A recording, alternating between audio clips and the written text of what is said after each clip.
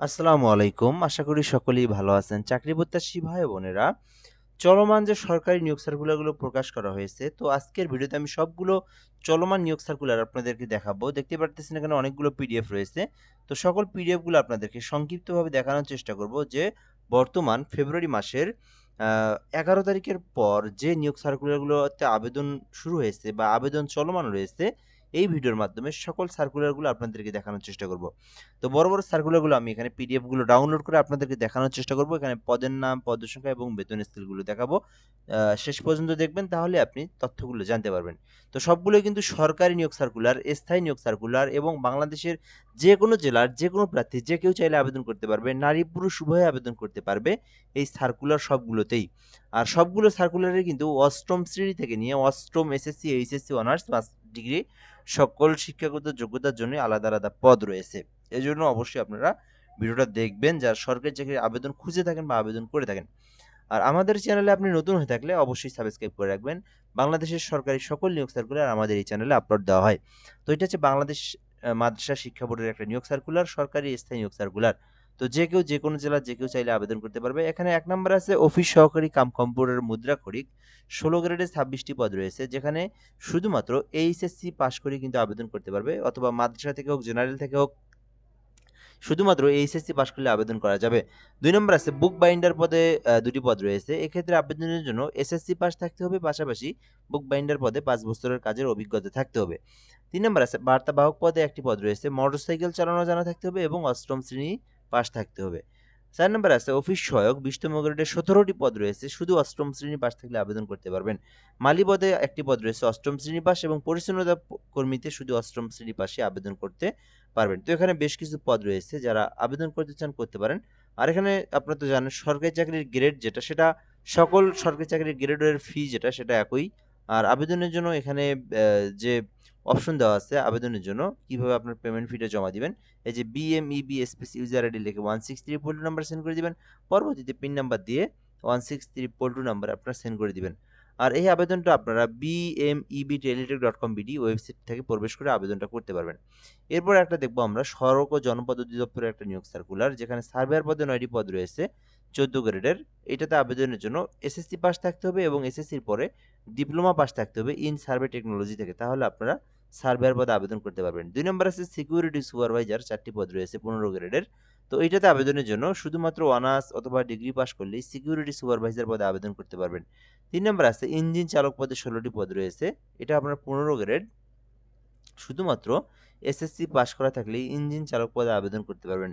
৪ নম্বর আছে work assistant, কার্য সহকারী পদে ৫২টি পদ রয়েছে। তো এখানে কিন্তু ১৬ গ্রেডে ৫২টি পদ ওয়ার্ক অ্যাসিস্ট্যান্ট পদে, শুধুমাত্র এইচএসসি পাস করলে আপনি আবেদন করতে পারবেন। ৫ নম্বর আছে নিরাপত্তা প্রহরী, ১৬০টি পদ রয়েছে। এখানে বিশাল বড় পদের সংখ্যা। শুধুমাত্র এসএসসি পাসে আবেদন করতে পারবেন। জাস্ট এসএসসি পাস করলে আপনারা নিরাপত্তা প্রহরী এই পদে আবেদন করতে পারবেন। তো এখানে আপনি যেটাতে ইচ্ছা সেটাতে আবেদন করতে পারেন। আর এই নিরাপত্তা প্রহরী কিন্তু অনেকটাই অফিস সহায়কের মধ্যেই, একদম অফিস সহায়কের মধ্যেই কিন্তু কাজ। অফিসের মধ্যে নিরাপত্তা দেওয়া। তো আপনি কিন্তু চাইলে এটাও করতে পারেন। তো এই আবেদন সবগুলো আবেদনের জন্যই কিন্তু সরকারি নীতিমালা অনুযায়ী ১৮ হতে ৩২ বছরের পর্যন্ত আবেদনের সময়সীমা রয়েছে। আর আবেদনটা কিন্তু ফেব্রুয়ারি মাসের ২৮ তারিখ পর্যন্ত সময় রয়েছে। আর এই সার্কুলারে আবেদন করতে RAHDTeletalk.com.bd এই ওয়েবসাইটে প্রবেশ করে আপনারা আবেদনটা করতে পারবেন। আর এটা ফি জমা দেওয়ার প্রসেস এখানে আপনারা দেখে নিতে পারেন। আর এইচডি স্পেস লিখে 163 পোল্ট্রি নাম্বার সেন্ড করে দিবেন। পরবর্তীতে পিন নাম্বার দিয়ে আবার 163 পোল্ট্রি নাম্বারে সেন্ড করে দিবেন। এরপর আমরা আরেকটা দেখব। তার আগে একটা বিষয় বলে নিই, যারা আমাদের মাধ্যমে সরকারি চাকরির আবেদন করে নিতে চান, বাংলাদেশের যেকোনো সরকারি চাকরির আবেদন ঘরে বসে থেকে একদম নির্ভুলভাবে আমার মাধ্যমে করে নিতে পারবেন। এর জন্য হোয়াটসঅ্যাপ নাম্বারে এসএমএস করবেন 01775830312, 01775830312। এই নাম্বারে হোয়াটসঅ্যাপে এসএমএস করলে আপনি আমাকে পেয়ে যাবেন এবং আমার মাধ্যমে আপনি ঘরে বসে থেকে আবেদন করে নিতে পারেন যেকোনো সরকারি চাকরির আবেদন। জাস্ট আপনার তথ্যগুলো দিবেন, আবেদন করে সঙ্গে, সঙ্গে অ্যাপ্লিকেশন কপির পিডিএফটা আপনাকে পাঠায় দেব। তো বিএসটিআই এইখানে একটা নিয়োগ বিজ্ঞপ্তি প্রকাশ করা হয়েছে, যেটা শিল্প মন্ত্রণালয়ের একটা নিয়োগ circular. Bangladesh standards and testing institution, সংক্ষিপ্ত রূপ হচ্ছে বিএসটিআই। তো এখানে অনেকগুলো পদ রয়েছে। কম্পিউটার অপারেটর পদে ২টি, তারপরে ইউডিসি কাম ক্যাশিয়ার পদে ১টি। কম্পিউটার অপারেটর অনার্স অথবা ডিগ্রি পাশে আবেদন করতে পারবেন। বিজ্ঞান শাখা থেকে অনার্স অথবা ডিগ্রি পাস থাকতে হবে। ইউডিসি কাম ক্যাশিয়ার শুধুমাত্র অনার্স অথবা ডিগ্রি পাশে আবেদন করতে পারবেন।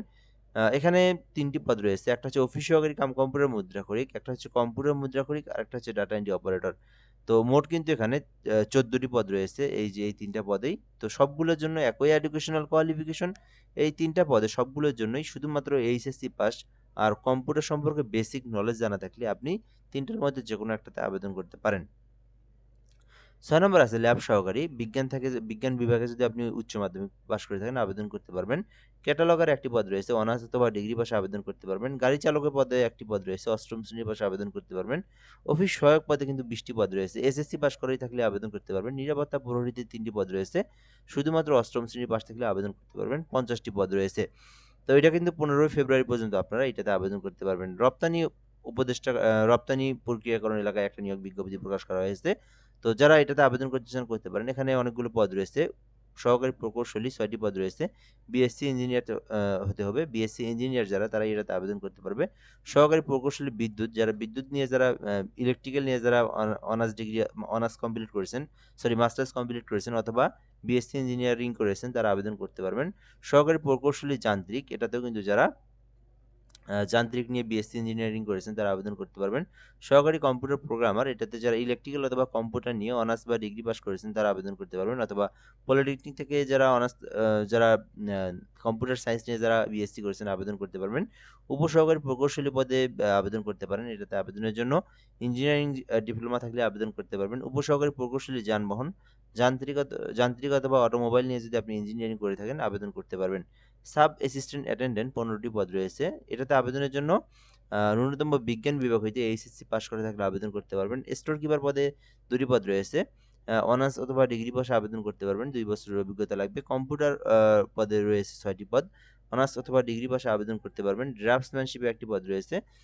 ড্রাফটসম্যানশিপে ১ বছরের অভিজ্ঞতা থাকলে আবেদন করতে পারবেন। সার্ভেয়ার পদে ৪টি পদ রয়েছে।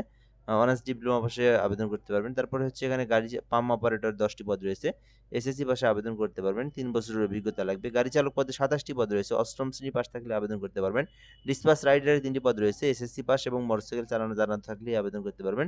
প্লাম্বার সহকারী ২টি, ৮ম শ্রেণী পাস থাকলে আবেদন করতে পারবেন। মালি, তারপরে সার্ভিস বয়, তারপরে ইলেকট্রিক হেল্পার সবগুলোর জন্য শুধু ৮ম শ্রেণী পাস থাকলেই আবেদন করতে পারবেন। তো এখানে আপনি আপনার শিক্ষাগত যোগ্যতা অনুযায়ী যে পদে ইচ্ছা সেটাইতেই কিন্তু আপনি অ্যাপ্লিকেশন করতে পারেন। আর এইটার হচ্ছে আবেদনও কিন্তু এই মাসের শেষ তারিখ পর্যন্ত আবেদন করা যাবে, অর্থাৎ ফেব্রুয়ারি মাসের শেষ তারিখ পর্যন্ত। আর আবেদনের জন্য এই যে কিভাবে আবেদন করবেন, BEPZ@teletalk.com.bd, webza@teletalk.com.bd তে প্রবেশ করে আবেদনটা করতে পারেন। তো এ পর্যন্তই, যারা যেটাতে ইচ্ছে সেটাতে আবেদন করতে পারেন। মোটামুটি অনেক বড় একটা নিয়োগ সার্কুলার। তো ধন্যবাদ এ পর্যন্তই। আসসালামু আলাইকুম।